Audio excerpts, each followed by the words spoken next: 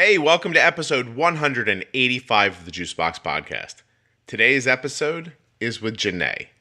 Janae has, when Janae wrote me, she had type 1 diabetes, and when she got on the podcast, I think you're just going to have to listen. As always, the Juicebox Podcast is proudly sponsored by Dexcom, the makers of the G6 continuous glucose monitor, by Omnipod, the only tubeless insulin pump that you will ever need. And really, it's the only tubeless insulin pump there is. So, if you want a tube, anyway, you get the point. Omnipod. And by Dancing for Diabetes. That's dancing, the number 4, diabetes.com. Visit them today to see adorable children living with type 1 diabetes dancing. It's really kind of sweet and wholesome. Check it out.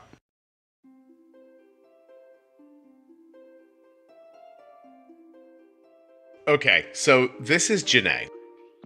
And as I was editing this podcast episode, and I'm going to give you a little look behind the curtain that you may or may not want, I record them, save them, back them up, make duplicates, and then I don't listen again until it's time to put them on the show. And so a day or two before you hear it, I sit down and listen again. I edit out like loud noises because, that wouldn't be fun to listen to. Maybe somebody like coughs. I try to get rid of that. But I also end up listening again, almost for the first time. Because the first time's the conversation, it's me going back and forth, and the second time is me actually hearing what was said. As I edited this episode, my wife, Kelly, was working from home that day. I got about halfway through and I said, this one's fascinating. I'm like on the edge of my seat. I don't know what's going to happen. And my wife says, what do you mean you don't know what's going to happen? You interviewed the person. I said, yeah, I know, but I forget. So anyway, if you've never heard it before, there's a lot of suspense in this one. And it's just wonky. You have to hear.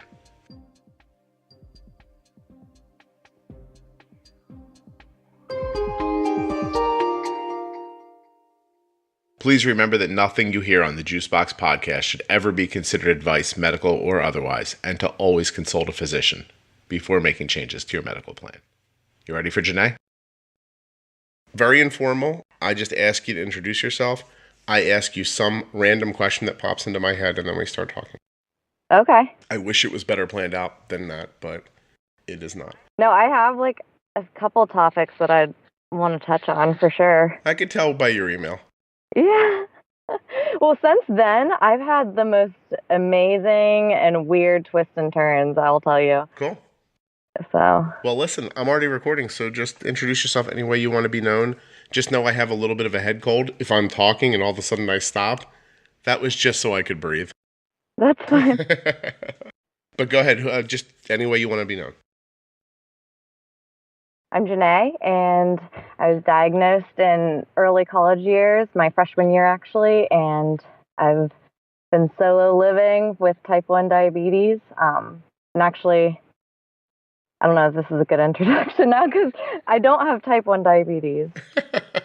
I found out. You found out you don't have type 1? No. Do you have? I don't think so. We don't know what I have. Fantastic. Things are going great then, you're saying. Yeah, but that's the thing is it is going great. It's like the medicine I'm on and how I just got the Freestyle Libre, so I am doing checks and all the semi-regular things that type 1 diabetics do. I lived as one for 7 years, so I definitely have some experience. Okay, Janae, we're gonna have to slow down and start over. I can feel it. So okay, sorry. No, don't be sorry. I got a lot of good information here. So you were a freshman in college, which made you 18-ish? Yeah, I was 18. Okay. Off on your own, anywhere near home, or were you pretty far from home? Just a couple hours. Okay. Well, it's far enough. It seemed far. Yeah. You couldn't drive home on a whim, right? No. Right. Okay. So far enough away. You're diagnosed while you were at school or while you were home on break? No, when I was at school on Valentine's Day. And how did? Okay, we'll go through that. How did that happen? Were you on a date? Or were you sitting at home saying how much you hated Valentine's Day? What was happening exactly? I've never been a fan of Valentine's Day, and I definitely am not now since that was the day I was diagnosed. But I had a urinary tract infection that started a week before, and I was just drinking cranberry juice trying to get it to go away. and it seemed to go away, but then I started having these stomach pains because the infection actually moved into like my kidneys and into my blood, and I didn't know. And I had a friend drive me just because I was like, oh, my stomach hurts so bad. And they're like, is it so bad you can cry? And I was like, yeah, I guess so. I just wanted to tough it out. It was just weird. It didn't seem like there was a reason for those pains. Right. So I went to the hospital, and then they checked my urine, and they're like, can you come back here? And then they said, they actually said that they didn't know for sure, but they think that I'm type 1. So let me ask real quick, did you actually have an infection also? Yeah, I had it all through my blood, in my kidneys, and then into my lungs. And I was only hospitalized for 3 days. So, I mean, it was a bit, but it wasn't as bad as it could have been, I guess. Well, they must have hit you with the good antibiotic. Yeah, I guess. So you're 18. Did parents show up, or did you just by yourself with friends? No, my mom, single parent, she came right away, like as soon as I called her. And she spent like every night with me in the room. I was like barely alone, which is good and bad. No, of course. But so what made them say you had type 1? Was your blood sugar elevated when they looked at your urine? Yeah, well, they found proteins, I think, which was the like alert that they had, and then they checked my sugar, and I think I was like 300, almost 400 or something, which is obvious sign. I don't know why they said that they didn't know exactly the reason. I honestly lived for a very long time not really understanding my diagnosis and like not understanding why they like weren't sure, right? And trying to figure out like, well, can we be sure? Like, I don't know. But like I kept having to do everything, like take insulin and check my sugars and do everything a type 1 would do. So it was very confusing for many years.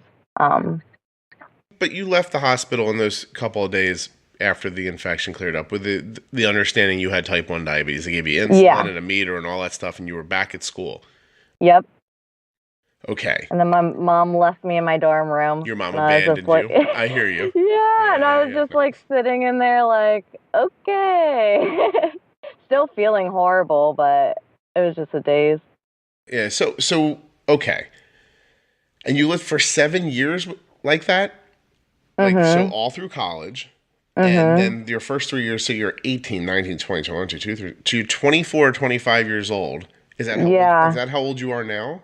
Well, I guess maybe 8 years then, because I just found out like a month ago, 2 months ago maybe, like the changes in my diagnosis and stuff. So about 8 years. So maybe you missed math class while you were in the hospital or something like that. I went to art school, so I don't really put a lot of emphasis on math. Okay, so I think we're gonna end up going backwards at some points, but let's Pulp Fiction this and jump forward a little bit.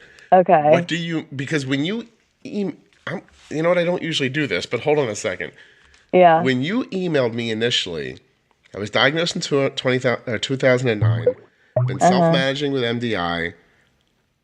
Lived by myself all the time. Possibly type 1. C-peptide. Okay, so somewhere along the way, it is still defective because I take insulin as well, but sometimes from it one night. Is it possible you just have the flu for like 8 years? Do you think that's possible? No. No. So no, probably not. So okay. Definitely not. So what happened recently that now has you on here saying I don't have type 1 diabetes after thinking you had it for 8 years? When Elizabeth contacted me, Elizabeth runs Dancing for Diabetes, and said, I'd like to put ads on the podcast. I said, well, what do you want to accomplish? And she told me she just wanted more people to know about Dancing for Diabetes. Like, well, that's easy enough. I'll just say dancingfordiabetes.com a bunch of times, and hopefully people will, surf over and see what it's about. That's it. That's how nice she is. She didn't ask me to sell you anything or do anything. She just said, can you tell them dancing the number 4 diabetes? And I said, I can do that. Dancing for Diabetes. Dancing the number 4 diabetes. I mean, you could take a minute, right? Go check it out. So what happened?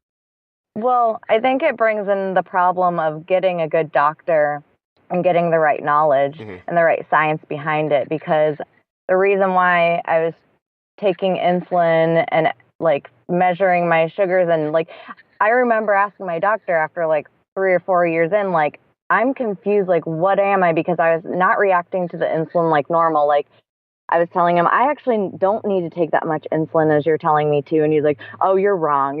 And he's very elderly. Mm-hmm. And I was told by a few people, like, he should probably retire, and he was very not proactive, not like in the know with like up and coming things, which is what I was really needing and interested in. Yeah. So every time I'd ask him, he just kind of would blow it off. And when I told him about like, I'm going low when I'm taking the insulin that I'm supposed to be taking, lows being like 40 to 60, which is pretty low for me. And sorry, I lost track. I'm a bit ADD. And, so he was like, I don't believe you. And he's like, let's do a C-peptide test, which basically is testing the amount of insulin your body's like making and producing. And we took that test and I was making normal levels, which is like 2 point something. And that's the same amount as a normal human being. And we looked back on my test, and when I was diagnosed, I was making 0.9. So basically, or like 0.9 or something, like, which type 1s really should not be making any insulin. That's the whole point of like why you are type 1. So it was just like astounding to him, but I still like needed some insulin because something wasn't working right. Like either my receptors or like the insulin I was making was defective or something, because I would still have really high sugars that weren't healthy. So sometimes when you bolused, you drop because your body was also affecting your blood sugar, and sometimes it wasn't. Is that the thought?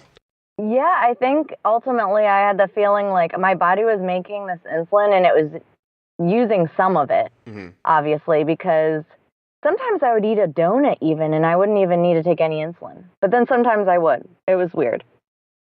I wasn't really sure. It was kind of like I had to just guess and check all the time. It was pretty inconsistent. There'd be like phases, obviously, where I'd have to take way less insulin because my body's natural insulin was working more. You're like in and the then longest. It probably felt like the longest honeymoon period ever.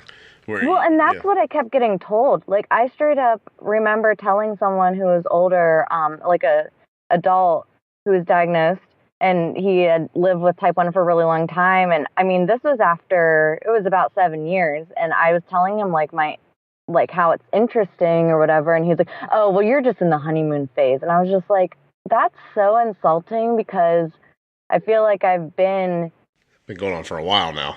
Yeah, and I've struggled with a lot of the struggles, really low lows, really high highs. Like, I have to check all day long. You know what I mean? I have to inject all day long still.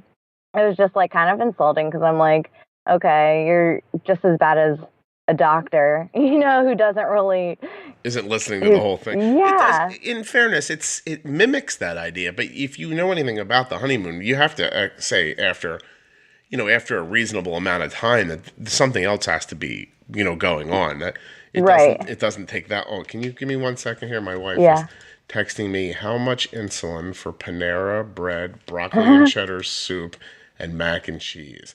Arden's blood sugar is 111. I'm going to say, bolus. This is a complete guess. Let's assume she's going to eat 2, 3, 6. They're going to probably have bread, right? Yeah, 7, 8. Let's call it 10, because 10 seems like a nice round number. And say, okay, when are you starting to eat? We'll find out how long till she starts to eat. Because if she's going to start to eat in the next couple minutes, I'm going to over bolus to cover for the lack of a pre-bolus. Let's see. For today's Omnipod ad, I'm just going to read from the notes that you guys have sent me. My son's A1C was 8, but now it's 6.9 after I got the Omnipod. Thank you for the podcast. I told our doctor that we wanted a pump. They tried to get us to take a Medtronic, but I said no. I heard about the Omnipod on the Juicebox podcast.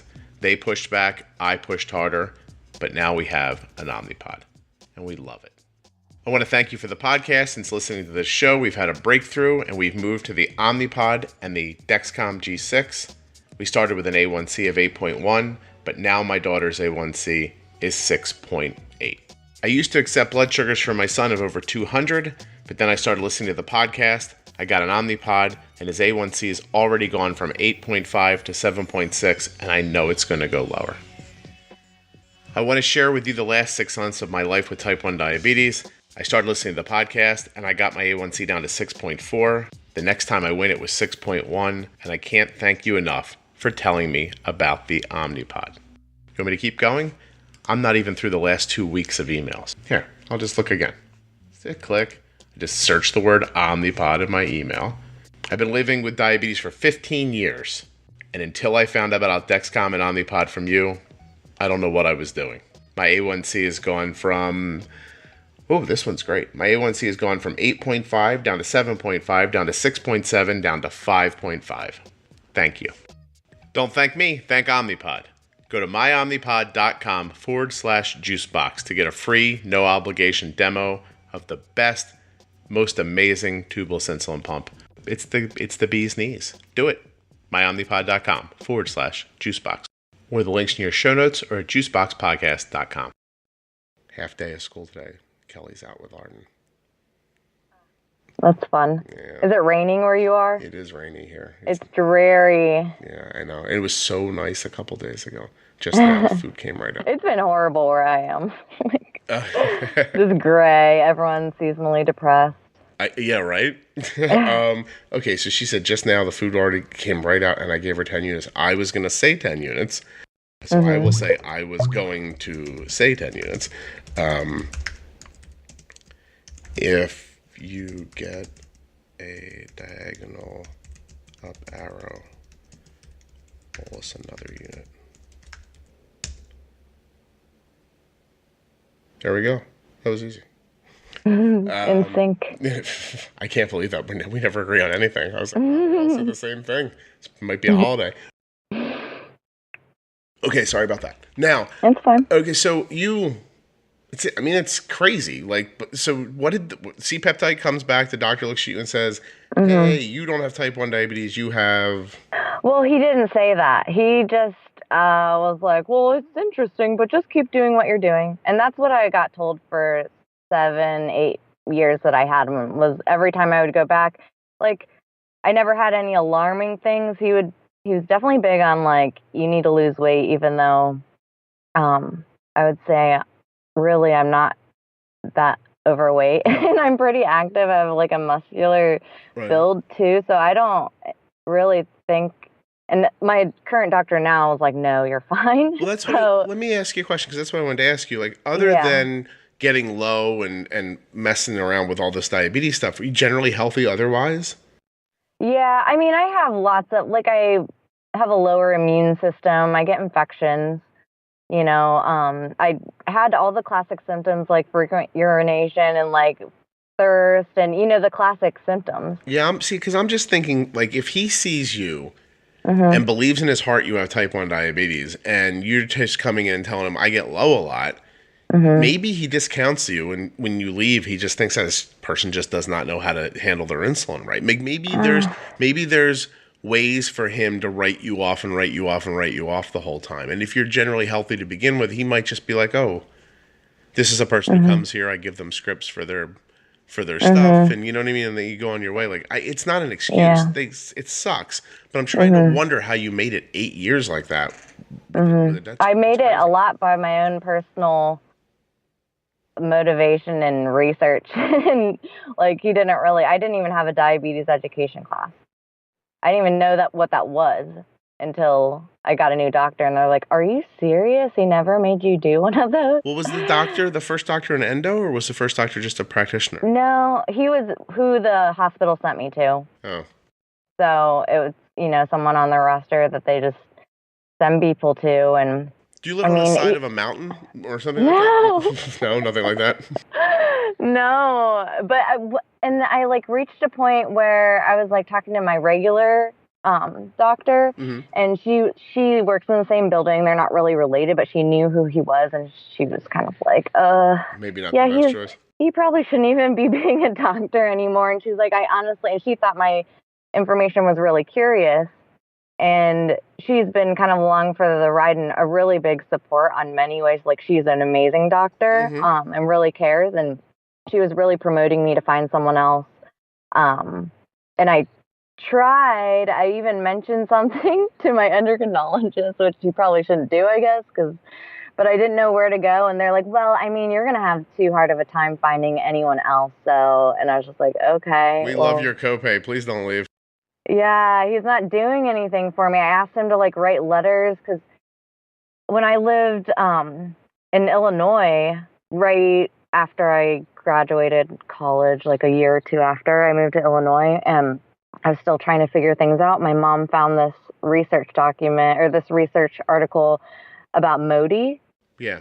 So like the mid-onset youth diabetes, which I don't really know why it's called that, because I don't think it's necessarily like, I don't really understand the name, and there's different types. But I'm with you. I don't completely understand the whole the acronym either. But listen, that's not why we're here to figure it out. So I don't think the doctors even really understand what Mody is even yet. Like, it's so new and being researched. But yeah, your mom finds this article. Did you then go, oh, wait a minute, maybe I don't have type 1? Is that the first time you thought it? Well, I was so curious in the beginning. Well, when my insulin wasn't working and he told me I was making, my insulin wasn't reacting the predictable way, and he told me I was making my own insulin, I was like, okay, this is weird. Like, and then he's like, well, from the beginning at the hospital, they never actually said they knew 100% that you're type 1. And I was like, but what does that mean? Like, he wasn't giving me any answers or even a path to find answers. Right. And if not that, then what? And that wasn't the next statement ever. Interesting. He just kept saying literally every single time, like, well, just keep doing what you're doing. You know, and he was having me, I didn't even realize sugars over like 120 and like that kind of sugar was bad until I was listening to your podcast. I was like, oh, like he wasn't encouraging me to lower my sugars. I was living at like anything above 150 is high. Okay. So at 140, you were just like, this is great, and just on your way. Right. I had no clue until I started listening to your podcast and you were saying the kind of sugars you were trying to get. And I was just like, what? I feel low at 100. Well, that's probably just because you spend your whole time at 150. Your body just gets accustomed to it. My body's used to it, but it shouldn't be. Right. Just because it's accustomed to it and you feel okay doesn't mean long term it's going to be good for you. Yeah. Well, he never encouraged. He didn't even bring up the idea that was ever even a bad thing. Yeah, I wouldn't expect that from your description so far. So but now you're not with him anymore, right? No. Okay.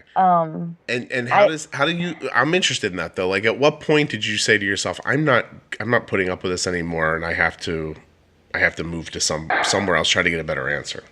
I know. Well, see, I tried to contact those people that my mom sent the article to at one point a few years back, but that was like a long waiting list to get the test, and it's like to get a test to see if you're Mody, which I had no clue if I even was. It's like a 7-panel genetic test and really expensive, and they'll do it for free, but you have to be on this like waiting list kind of thing. It was like multiple years. So that kind of just fell on the wayside. I have emailed her back and forth, but nothing really happened. And then I moved back to my home, or I live in Columbus, Ohio. So I moved back to Columbus. And when I moved back, a year after I moved back, I actually met someone, and ironically, his uncle has diabetes, his aunt had diabetes, his dad has like hypoglycemia, and their family is really into like the fundraising and the whole diabetic scene here in Columbus, which was really amazing. And we have OSU, which is the research college. So, but that's the thing, it's so hard to get into OSU. Once you're in, it's good, but I basically just went to the wrong hospital on the get-go, because if I would have went to OSU, if you go to the hospital for anything and you go to OSU, then you're already in the system. You become a patient, just like that. That's simple. Right. Yeah. And I didn't even think about that. I thought I just had stomach pains anyway. So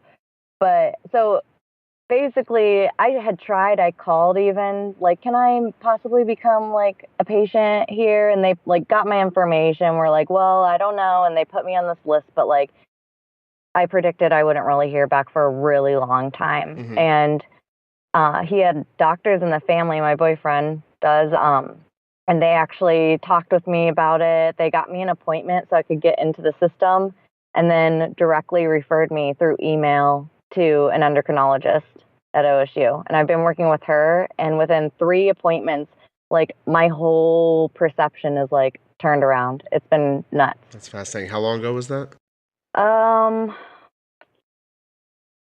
Probably 6 months, maybe 4 months. Wow. Do you feel better? Yeah, it's nuts. To be honest, I'm not even taking insulin anymore. Okay, so what do you have? Let's keep going for a second with the feedback messages. Scott, thank you so much. I learned how to stop my spikes. I don't think I ever could have done it without seeing the information that the Dexcom G6 was showing me. Thank you for introducing me to the most amazing thing that's ever happened to me. This one's just all in caps, and it says, "What are other people doing without Dexcom? I can't even. Scott, I wanted to send you an update since we got the Dexcom. I just wanted to say thank you and tell you that my daughter's A1C has gone from 9.3 to 7.8. I still feel like we have a way to go, but this is an incredible improvement that gives me nothing but hope." This last one's a story someone told me personally. They said that their child was diagnosed, they were following all the instructions that their doctor gave them, they didn't know what to do. They found the podcast, they got an insulin pump, an Omnipod, then they got a Dexcom G6. This person told me that the stress they were feeling about not being able to manage their child's diabetes the way they wanted to caused them to need to start on medication for depression. But then they said they got the Dexcom, they got the Omnipod, they listened to the podcast, and they were able to go off the medication. And their child's doing amazing now. I'm telling you guys, I love getting these notes. And you'll be able to send one day too if you just go to dexcom.com/juicebox or click on the links in your show notes or at juiceboxpodcast.com. Scott, I've had type 1 diabetes for 34 years. I just switched to a Dexcom, like you said to, and my A1C is going from 8.1 to 6.2.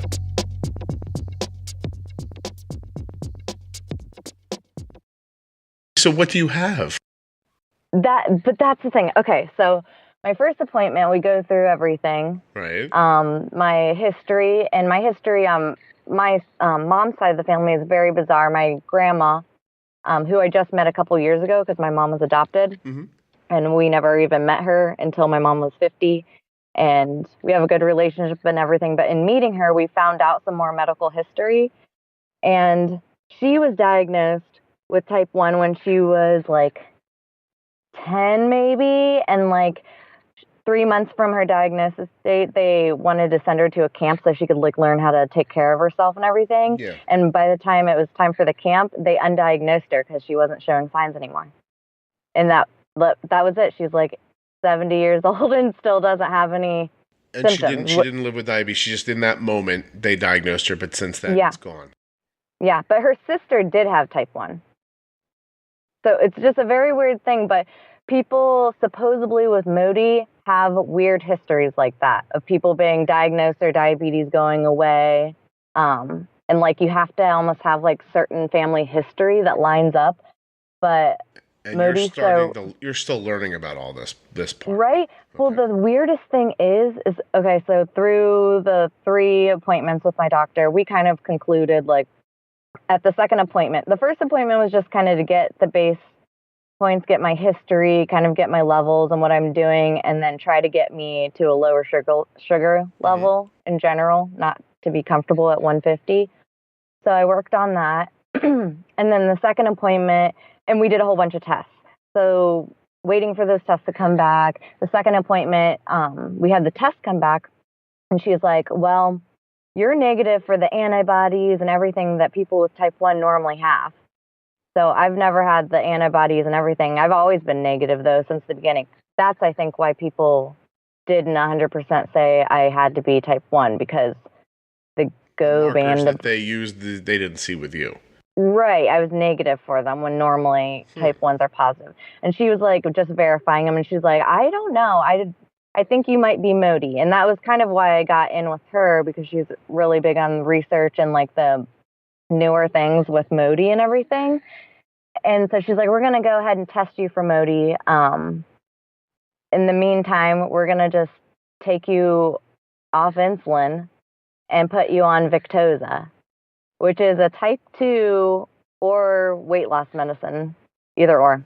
Okay. Which is very crazy, and it was a really weird adjustment. But basically, she was saying that I was making insulin, so she wanted to see if I could utilize my insulin better with Victoza, like interacts with like insulin receptors, and like releases less glucose into your body, and then it also tricks your mind to like crave less carbs. It's like really crazy. It's like a neurological drug, but you inject it the same way. So I have to do an injection every day, just like insulin, but only one. And I had to like wean onto it because it made me very sick. Just, I think, with the shock of not having insulin, you know what I mean? After 8 years, it was so crazy to like, I felt so tired. I was very nauseous. The medicine does that. But since that date, I've like literally just been taking the Victoza. Okay, so that's been working. But the really, really, really weird thing is when she went ahead and ordered the test to see if I was Mody. Only one place in the country does it. Only like takes the test, and then they have to send it to the only other one place that actually like does the test. And it's like I said, the 7 genetic panels or something, like really intricate. It was like $6,000, but with how much I make, it's like only $800 for me. So perks of being broke. That's excellent. Yeah, sure. I know. I'm like, okay, that's not that bad. 6,000 is like insane. And my old doctor, that was his excuse, was like, well, I mean, it's a lot of money. I don't know. Insurance doesn't cover it. And that's just what he would say anytime I ever was like, well, can we just do the test, just to see? And he's like, it's hard to write up. And that's what my doctor said, is it is very hard to order, like even to get it, like order. But she's very forceful and very like in the know, and I guess does that stuff all the time. But well, not that all the time though. She doesn't, I don't think, she's have a good lot advocate of for her right people, right? By the way, you named the episode a minute ago. It's just going to be called The Really, Really, Really Weird Thing. And then that's going to be it. Because we are a half an hour in, and I cannot figure out what is going on, which is fascinating. But I know. I mean, I'm just wondering, so let's stop for a second. Psychologically, what was it like to live with type 1 diabetes for 8 years and not have it? Dancing for Diabetes, the show. Dancing for Diabetes holds an annual benefit show featuring award-winning and nationally recognized performers. They create an evening of entertainment and hope. These people are champions throughout the performing arts community, as well as in the hearts of those affected by diabetes. Each year, the show grows in magnitude, reaching new audience members. Due to the generous and loyal support of the community and those directly involved, Dancing for Diabetes continues to grow and fulfill its mission. Until a cure is found, Dancing for Diabetes is passionately committed to the fight against diabetes. Go to dancing4diabetes.com to get more information about the upcoming show. All right, everybody, thank you. There are no more ads the rest of the way. We're going to find out the rest of Janae's story, and I have a little update that she emailed me that I'm going to read to you at the end. What was it like to live with type 1 diabetes for 8 years and not have it? I think I'm still in shock. I honestly don't even think I've really registered. Just last night, I got the Freestyle Libre, which I've never had anything on my body, because originally, obviously, I was emailing you because I did just a regular glucose monitor, and I was emailing you mainly on that experience that I had. So I still am checking my sugars and stuff. So I got that, and I was just like, oh, it's going to be so weird to have something on my body. And he was just like, you realize your life is so different now. Like, that's nothing.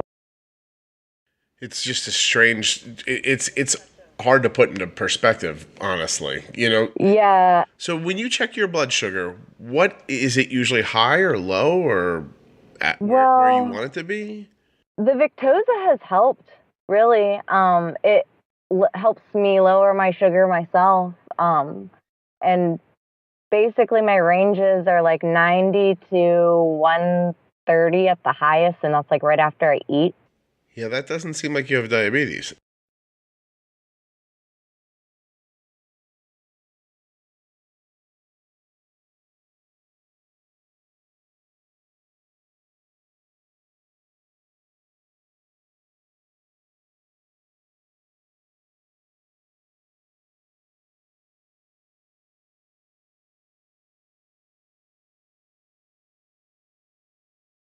I'm going to have to license the sound that Scooby-Doo makes when he's confused and put it all through the episode. Just going to go, because I genuinely, obviously it's something different. And while you were talking just a minute ago, I tried to pull up, Mody Diabetes from the ADA, and there's a lot of information here.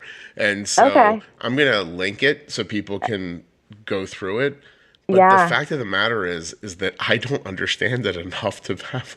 Do you want to talk about your favorite television show instead? Maybe I watch it too. I'm a fairly big. I really like Grey's Anatomy. But seriously, you must be in shock still, because the one thing I don't understand is if you were using insulin, how are you not constantly low? Debilitatingly low. Were you just using a very insignificant amount, or do you think your body was in a different phase at that point?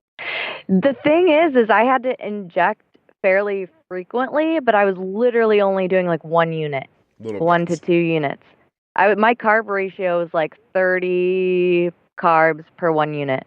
And back then, if you didn't inject that 1 unit, what would happen to your blood sugar after you ate? I would go up to 200s, but I was also comfortable at being a little higher. So technically, I probably could have done better with a couple units instead of 1 unit sometimes. So there was a time in your life where if you did not take insulin and you ate food, your blood sugar would go up over 200. And now that doesn't exist anymore, but you're taking with Victoza. All right. Yeah. All right. I'm going to put an ad here because I need a second. What do you think of that? Okay. That's fine. We should do the ad live together because I literally don't know what to do. I've never done that before, but it's starting to make sense to me. But we'll hold tight. So I'm now looking up Victoza because why not? What type of insulin is Victoza? It's not insulin. I'm reading the internet. Don't yell at me. Similar to insulin, but not insulin. See, you were right. These medications are in the class drug called incretin mimetics, which improve blood sugar control by mimicking the action of a hormone called glucagon-like peptide. Well, that's a lot of information I don't mostly understand. Let's go to the more dumbed-down How Victoza Works page. This is not an ad for Victoza. This is me. Your ad? No, this is me trying to figure out what the heck is going on. All right. Well, me too. We can learn together because I'm still learning. All right. So Victoza is made by somebody. Who's it made by? Novo. When food exits your stomach too quickly after you eat, your blood sugar levels can rise out of range. When your liver makes too much sugar, your blood sugars can get too high. When your blood sugar is too high, your pancreas needs to make additional insulin to help. All right, well, that didn't help us. 3 ways that, Victoza works in 3 ways like the hormone GLP-1 to help control blood sugars. Victoza slows food leaving your stomach. Yeah, it definitely does that. All right. Victoza helps prevent your liver from making too much sugar. And Victoza helps the pancreas produce more insulin when your blood sugar levels are high. Okay, that makes sense. All right, hold on. It's not insulin. It's not a weight loss product. Have you lost weight? Yeah, actually. Okay. Not an unhealthy amount. My doctor was like, "Are you eating?" But I lost about 7 pounds. I would take that. Not doing anything. I know. I was like, okay. I got to speak somewhere in a couple of weeks. I'd love to lose a couple pounds. Hold on a second. All right. Here, the most common side effects of Victoza may include nausea. You ever have that? Ever stomach ever queasy? Yeah, I've had all these. How about poopy that's not solid? You have that ever? Oh, well, yeah, I have IBS, so. Vomiting, decreased appetite, indigestion, and I love that you can get constipation or diarrhea. Yeah. What a no-win coin flip that is. The dehydration, I think, that has a lot to do with that, because you get dehydrated on it as well. And when you're dehydrated, you can actually have diarrhea, which is weird. Like, it's a symptom of being dehydrated, I think. Unbelievable. Okay, so now we know a little more, but what I want, instead of how Victoza works, I want, like, who needs Victoza? Like what is, we're gonna totally use the internet to figure you out. Hold on a second. All right, I'm Googling who needs Victoza.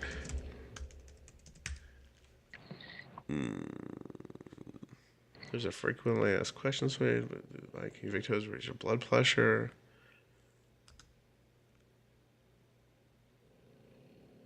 Oh my gosh, this is the most boring podcast ever. Hold on a second. I'm not even talking. What is the most important thing I should know about Victoza?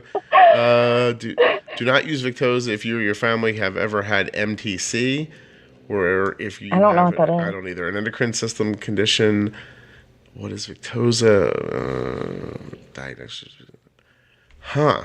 From my understanding, because my one doctor, what? Go ahead. You tell me your understanding, because I have zero Okay. understanding. My one doctor, okay, so she just was like, we're going to put you on this Victoza thing. It's an older substance, I guess, that's been around for a while. So that's why she felt it was an easy switch for me to do. She said, definitely do not take insulin on it. Even if you reach 200, the only reason why you would need to take insulin is if you're over 300. Okay. Because that can make you like go drastically low and really hard to get back up. And I've never had to take insulin on it, so that's good. But that's basically the only information I had to go off of, except for like the things I told you earlier and what you kind of read. And then I went to my regular doctor, and who's the one who's been super supportive and really interested in everything. And I was kind of like laying it all out for her, and I told her what I was taking. She's like, oh, I give like a version of that to my patients for weight loss. So I think for the most part, people use it when they're type 2 or when they're overweight. So I see here for type 2s, it can be used for the treatment of cardiovascular disease. Let's see. Yeah, I don't understand. Heart problems, kidney or is safe for you. Tell your doctor. Jeez. I need a refresher on this. Okay. So the long and the short of it is you feel a lot better. You're down 7 pounds, which nobody can argue with. So. And you feel. So are you getting low blood sugars anymore? Yeah, I have had a couple, but my lows were like 90. Which my doctor's like, oh, that's not low. Yeah, that's. I'm hoping my blood sugar is lower than that right now. But I don't know. Right. So 90's okay. I wasn't adjusted yet though, and so it definitely was giving me the shakes. I got you. So I felt like I needed to like just eat like a couple gummies or something. I know, you were so right in the beginning of this. What? You're so right in the beginning of this transition in your life. You know, like it's. You don't even know what the heck's going on yet. No, well, and I haven't even told you the best part. There's a better part than that? Go ahead. I'm listening. Yeah. So anyone else who's listening, I need a little help maybe, because when we took that Mody test, I came back negative. So my doctor was like, I don't know what that means. You literally have no known signs for Mody. I'm going to have to contact some of my colleagues and maybe find someone we can send your blood to. Basically, I might be a test subject for someone out there because what I have doesn't seem to exist. If you stop taking the Victoza right now, what happens? Do you know? Oh, I definitely would have like higher sugars.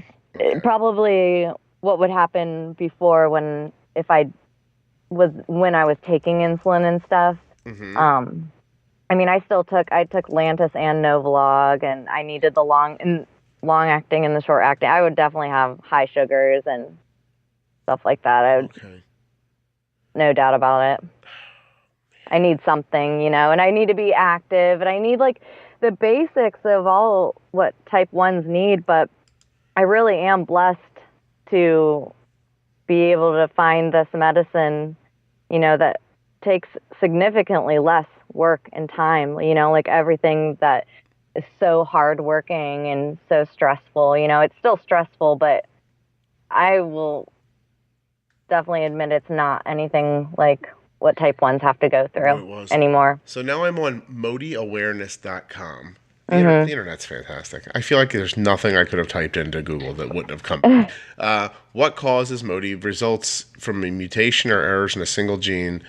In most cases, the mutated gene is inherited from a parent. We can thank your mom for that, it sounds like. I know. Yeah. It's 50%. It's about 50% if you have Mody, whether your kids will have it. Okay. It's different from other kinds of diabetes.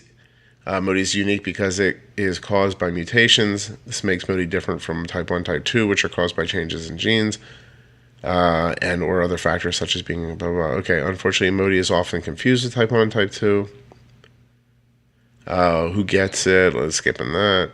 How do I find out if I have it? There's a genetic test, which we've already heard about from you, but you are now -4. I wonder. Right. That's good times. Symptoms of Mody. Patients with Mody may have the usual signs and symptoms of type. They may have the usual signs and symptoms of type 1 and type 2, like high blood sugar, thirsty, urination. But Mody patients do not have these symptoms. But many Mody patients do not have these symptoms. If you or your child has symptoms, oh Jesus. Treatment. Several types. Received Mody. For example, many Modys can be treated with simple changes in diet and exercise.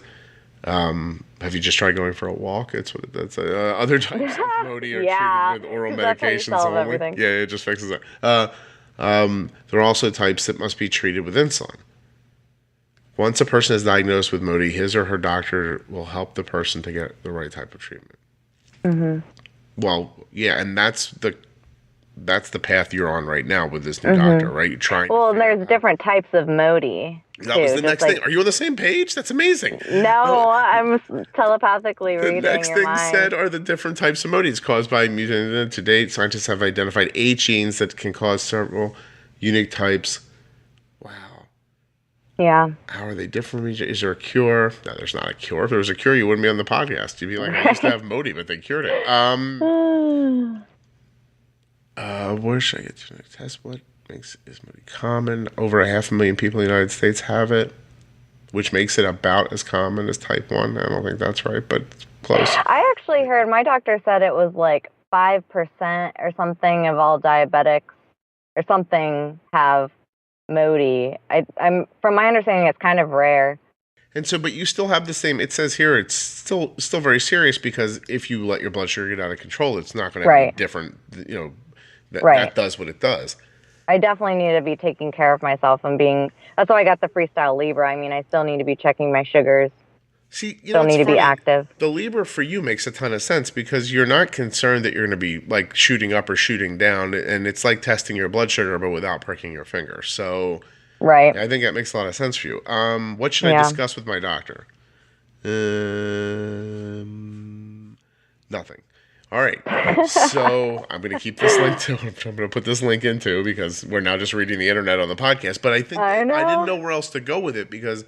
It's so interesting. Yeah, because what you're saying, let me tell you a secret about the podcast. People say stuff, and when they say stuff, I think, oh, that's interesting. I wonder if blank. And then I say that out loud, then they answer it, and then before you know it, an hour goes by. But when you were saying it, when you were talking, all I could think is, well, that doesn't make any sense. I know. And that's not a good question to follow up with. I'm sorry. Yeah, no, it's not I'm assuming it's not your fault. But so what's the process? You've had 3 visits with your doctor now that you understand that this is probably your diagnosis. Yeah. But then the genetic tests come back and you don't match Mody at all, but yet the treatment's working. Yeah. So what's the plan? This form of treatment, because it's still not insulin or anything. It's a weird other solution that I'm injecting into my body. But for now, next steps, because I was like, well, I really want to answer, especially because I'm at the age where it's like, I don't know, in the future, I definitely want to leave the option for kids open, and I need to know, as much as I possibly can. Janae, can I tell you a secret real quick? I'm 46. I've got 2 children, 2 dogs. If I didn't have kids or dogs, my life would be amazing. I'm not saying I don't love kids and dogs. I'm saying that they take an incredible amount of effort and money to maintain. And if we had the income we had without children and dogs, I'd probably be a king. That's all I'm saying. Not that you shouldn't go get children if you want them. I'm just saying there's times when they do stuff and you're like, this is what I gave up my life for. I'm just saying... I can predict those thoughts going through my head. Be rational. I'm probably not the most maternal figure out there, so. No, listen. I want you figuring out what the hell is going on with you before you do anything, because. Oh yeah. Because let me ask you a question. You're in your mid-20s, right? You have a art degree. So what is it you're doing with your art degree right now? I'm a footwear and accessories designer. So. See, you are using your art degree. Oh, yeah. I'm taking care of myself quite well. I actually do special effects makeup on the side, so like the blood and guts and gore and weird things for film and music videos. Really cool. My daughter, Arden, is only 13 and a half, but she talks all the time about wanting to design clothes. That's really that's what she seems to be. That's cool. But we tried to buy her a sewing machine for Christmas, like so she can mess around. She's like, I don't know how to use a sewing machine. I said, well, that would be a good opportunity to learn. She's like, nah, I don't think so. She just wants to concept it. She doesn't want to do it. I think what she told me was she wants to be better at drawing so that she can design stuff better. That's what she said. Yeah, people put a lot of emphasis on drawing. And in a lot of cases, for mine specifically, it's benefited me, like in my career, but people don't necessarily need to be good at drawing either. But it is a great skill to have. Yeah, I've always been pretty good at it. You were in Chicago, but you're not now. You're in Ohio, back in Ohio? Okay. Yep. And I felt like I needed a deep breath there. People may have other episodes. I've had a head cold. So every once in a while, I realize I'm using all the air in my body to talk, and no other air is coming in because the hole in my nose appears to be blocked. No, please breathe. I don't want you passing out. That'd be great. It'll be very boring then. Oh, I'll just be like, hello? I disagree. I think it would be completely compelling to hear you go, hello, and nothing happening on the other end. Start screaming. The podcast guy's dead. Hello. I don't know how to get a hold of him. Everybody help. Yeah, right. No one's listening but you. So now oh my God, when you got the no markers from Mody back, what was the next, did everybody just throw their hands up in the air and go to lunch, or was something said after that? It was so frustrating to me because we have, like a thing where you can email your doctor through like this app or whatever. And so she normally gets back pretty quickly, and she did answer. She said she asked me how my medicine was working and checked in to make sure like everything about my levels with the Victoza, because I hadn't talked to her at that point about it.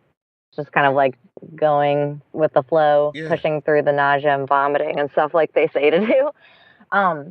But I was just like, okay, so I don't know what this means. My boyfriend's like, well, you might be type 2. And I'm like, this is the weirdest version of type 2. And I don't mean to like discriminate or anything, but as a type 1 living as a type 1 diabetic for so long, it was like, I know through talking through social media and stuff with other type 1s, like they kind of feel the same way sometimes. Like people who have type 2 are kind of just frustrating because it's just not the same.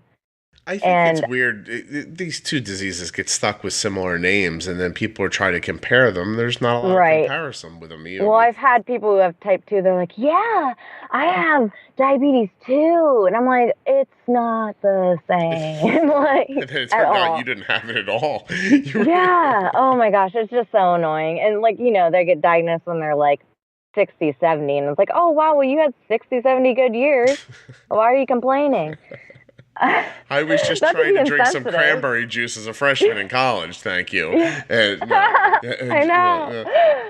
Trying to be holistic. I genuinely, not to go too far off the track, but I don't find any value in comparing anyone's struggle with anyone else's struggle. Like, it just, where's it going to go to? Like, am I ever going to say to you, oh yeah, your stuff's worse than mine? I think that, quite seriously, like, whatever you got going on, that's pretty bad. It's your thing. You have to deal with it. You know what I mean? Like, so to you, it's the worst thing in the world, and that completely makes sense to me. Well, what I found was really encouraging was the Beyond Type 1 app. I had never heard about. I don't know if I heard about it through you or like on Instagram or something. But either way, I found that group, and like on there, I just feel like everyone, it's not like like everyone kind of shares their story, but it's never in a comparing way. It's just like, oh yeah, I get it. That's cool. Or like mine too, just in a different way. It just feels like so relatable and not like we're allowed to share and we're allowed to vent, but it's also not just like, woe is me, It's just like, yeah, like my sugar is super high and it was like uncomfortable and it was super low, or just something that you had to deal with. It's nice. Cool. It's cool that you found that, because I just interviewed Sarah Lucas from Beyond Type 1 yesterday. Oh, really? Yeah, her episode will come out way before yours, but we were just talking about their DKA awareness program that they're trying to cool. To put into pediatrics. And I'm on your Facebook page looking at your makeup. Oh, It exciting. was really cool. No, it really Pretty is. creepy. Now you're excellent at it. It's amazing. Thank Yeah, you. you got to get to Georgia and I got to what? go to Georgia where they film the Walking Dead. This is where you're. I know. I've done one local feature film that's gonna come out, I think, and then I'm about to work on another like independent film, and I've done some music videos. The film scene's kind of like up and coming in Columbus. Cool. So we have really good tax situations where people get taxed a lot less if they come in town for business. So that's appealing. No kidding. Well, it appears in some of these videos that you would also make a good doctor because you were willing to poke around with things that look really disgusting. Well, what's so interesting is I was totally going to go into the medical field, and in high school I trained to be an EMT basic and got my phlebotomy license and wanted to be a surgeon or something. And then halfway through senior year, I was like, I'm going to art school just because I need to be selfish, and I know I'm weird and quirky and like want to look a certain way and not have to worry about people judging me, and just want to be able to cuss and be myself, not just be so, I don't know, appeasing to patients and stuff in that way. But I do have a certain something in myself that has always would want to help. Missed that. Yeah. Well, you don't know. Maybe your doctors are looking at you and thinking, "What the f is going on?" and they just can't say it. But because do you feel we're so close to an hour? Do you feel like you're onto like something? Like, do you think this doctor's moving you towards something? I mean, considering that I've had 4 appointments now, and I have another one already scheduled for 3 months from now. And the plan was she's going to research during those 3 months and hopefully have someone. That's willing to dive deeper, that she knows. Considering I've made this much progress in 4 visits compared to 7 years of stagnant trying. Sure.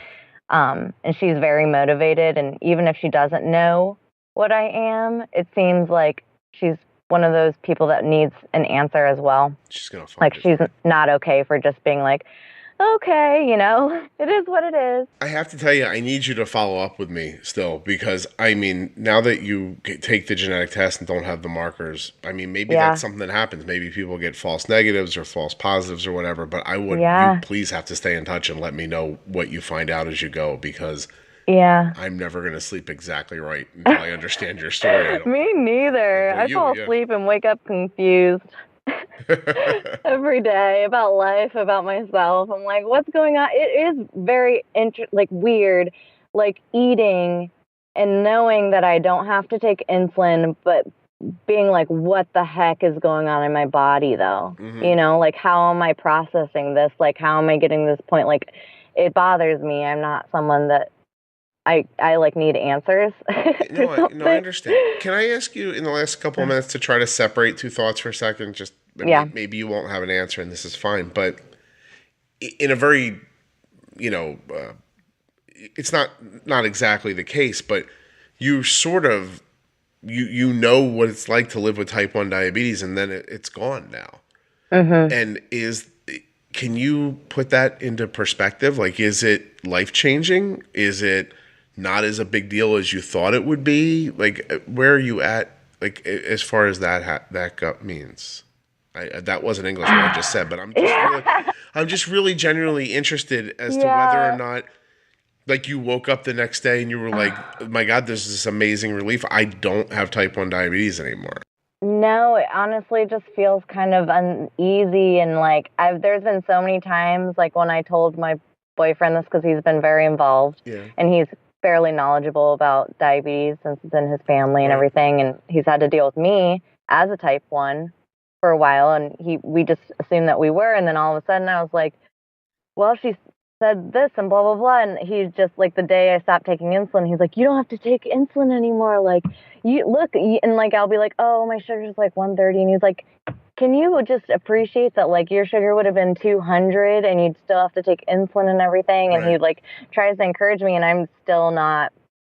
It's just like, I don't know. I guess I just don't believe it. Maybe like diabetes, like having type 1 diabetes, you don't want to you want to celebrate the positives, but you can't totally be like, woohoo, because nothing's ever consistent. Like, you learn not to be. Yeah, I the other thing too is in 8 years, like, it just occurs to me as you're talking, like, you're part of the tribe now. Like, it's not, you know what I mean? Like, it's not like you don't completely understand living with diabetes. You do, and the downfalls of it, and the low blood sugars, and all that junk that goes with it.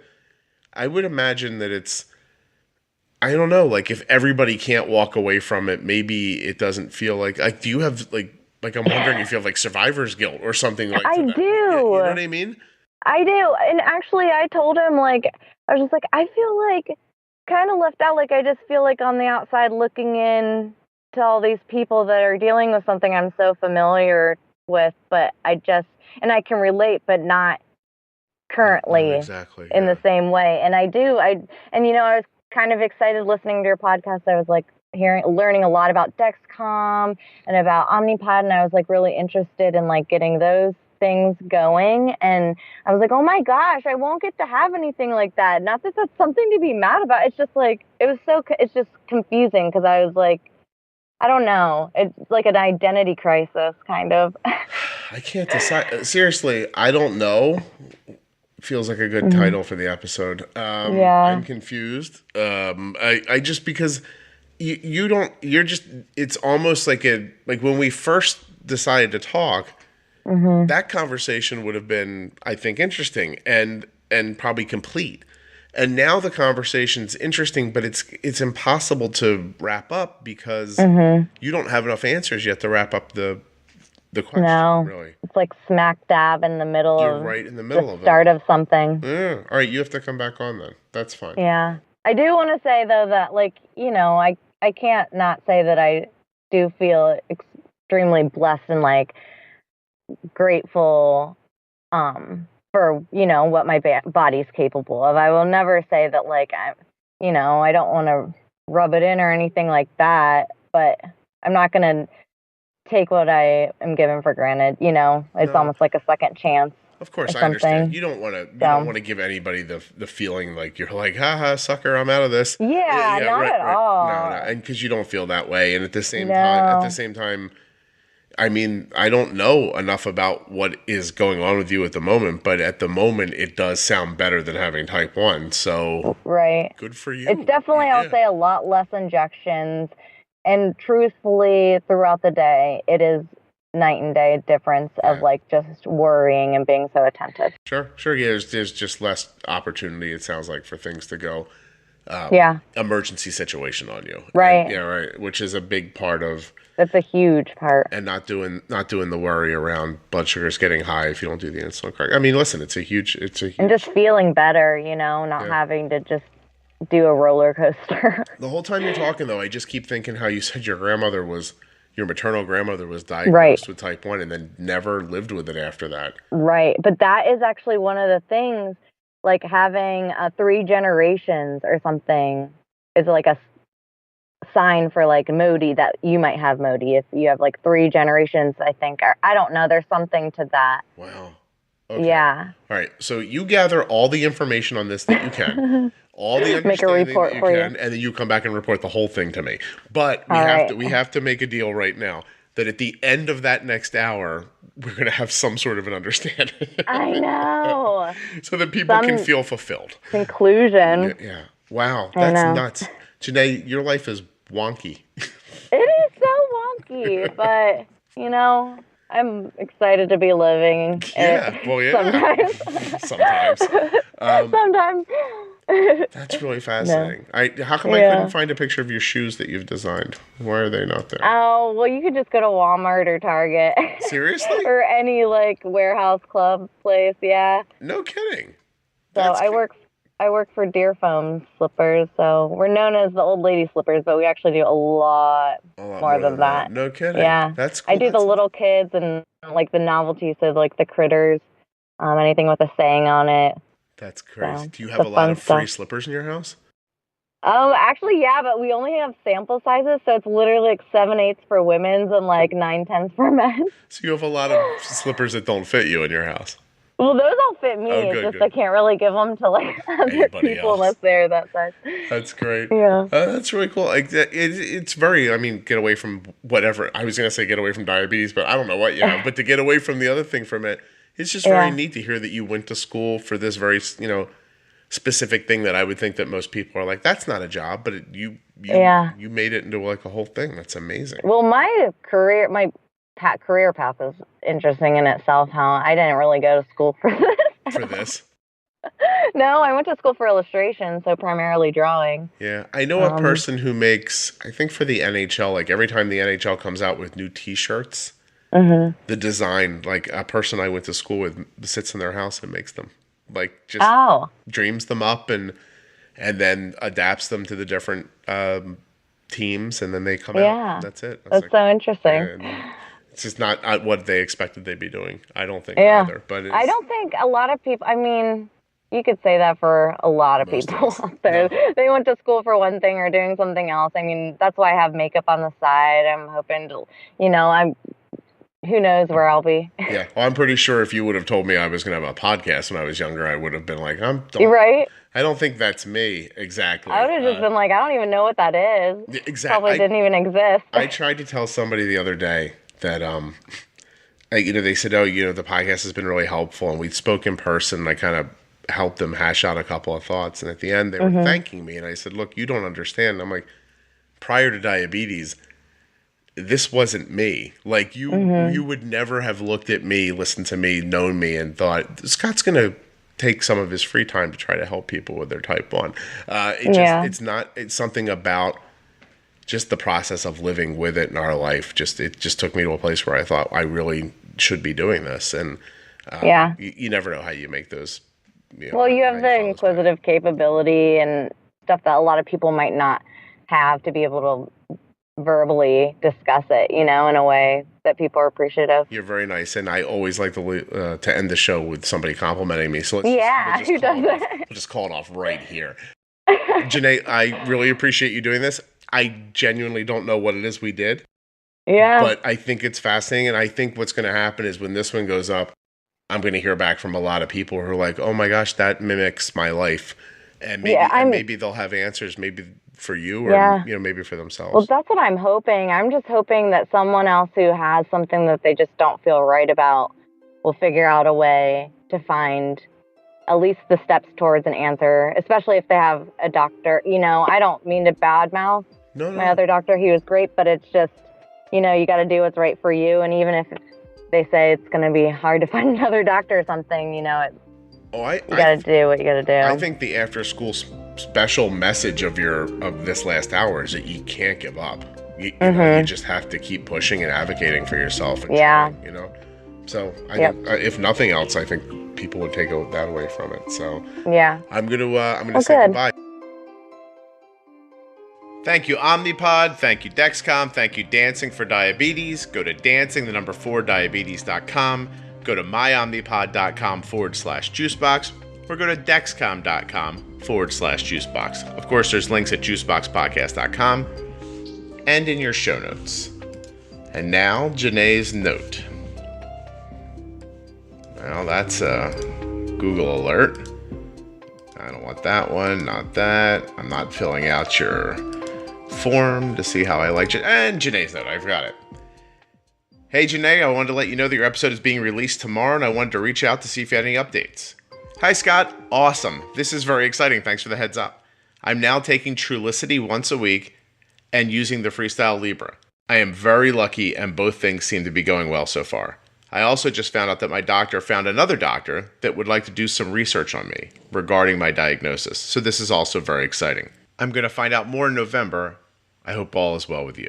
Well, then I responded back, and I was like, but what's your current diagnosis? And she said, it's still unknown. I'm being treated as a Mody type 2. So try to imagine that for a minute. Right now it's September 2018 when I'm telling you that she just emailed me this. But Janae initially emailed me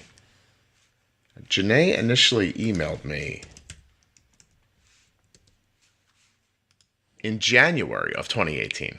Imagine living like that all this time without a real firm diagnosis and understanding what you're doing. I mean, Janae, if you can hear me, and I know you can, I know you're listening, I'm thrilled that you're doing better and that you're doing really well, but I'm rooting for you to have a real solid, firm answer.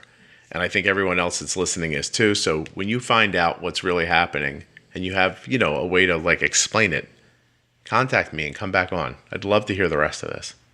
All right, I'm going to get out of here. But first, thank you for all the recent iTunes reviews and ratings. I very much appreciate those. And please remember, if you're enjoying the podcast, if you found it valuable, if it's helped you in any way, please share it with someone else. It really is the way the podcast grows. And we continue to grow every day, every week, every month because of you. I don't have a budget to run, ads on Facebook or Instagram or anything like that. The show just doesn't make that kind of money. So I count on all of you to spread the word. You do an amazing job. Just please keep going.